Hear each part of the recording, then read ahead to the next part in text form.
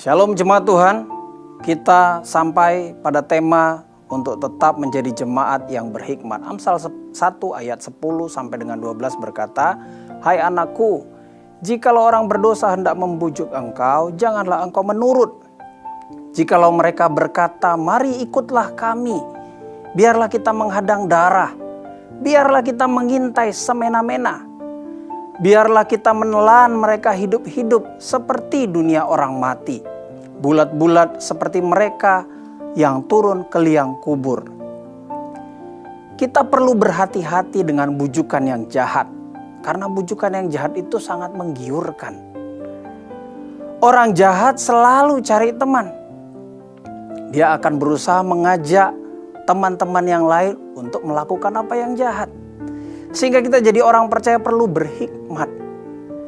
Dosa itu tidak datang dengan tampilan yang mengerikan, sesuatu yang menakutkan, tetapi sesuatu yang menarik karena dia memiliki tipu daya memikat kita untuk melakukan apa yang jahat.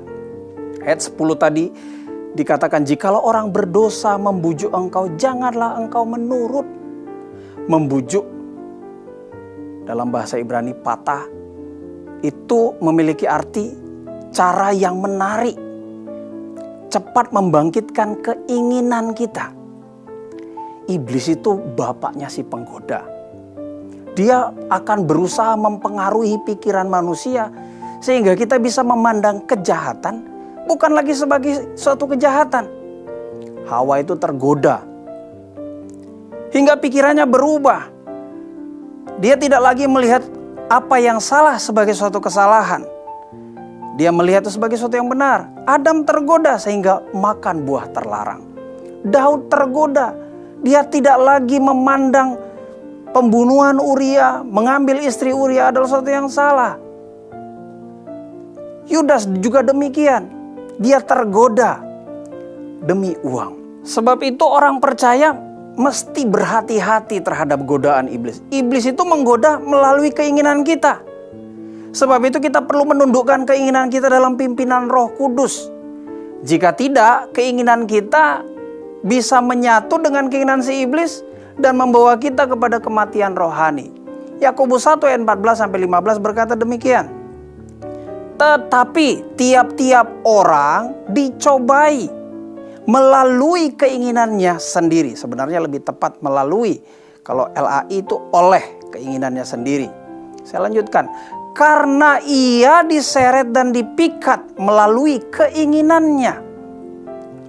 Ayat 15. Dan apabila keinginan itu telah dibuahi, keinginan kita dibuahi oleh keinginan si jahat tadi, ia akan melahirkan dosa. Dan apabila dosa itu sudah matang, ia melahirkan maut. Jadi kita perlu berhati-hati dengan keinginan. Sebab kalau tidak berhati-hati dengan keinginan, maka kita akan dapat tergoda melakukan apa yang jahat. Hikmat yang kedua yang perlu kita mengerti di ayat 13-14 itu mengajarkan supaya kita hati-hati dengan uang yang adalah tuan kejahatan. Ayat 13-14 berkata, kita akan mendapat pelbagai benda yang berharga. Kita akan memenuhi rumah kita dengan barang rampasan. Buanglah undimu ke tengah-tengah kami. Atau arti lainnya, buatlah perjanjian, engkau akan bersama-sama dengan kami. Satu pundi-pundi bagi kita sekaliannya. Kita berbagi hasil jarahan. Mamon itu sesuatu yang di Alkitab dipandang menjadi rival Allah. Kalau kita lihat Lukas 16 ayat 13, hanya mamon. Satu kali dalam Alkitab yang dipandang sebagai rival Allah.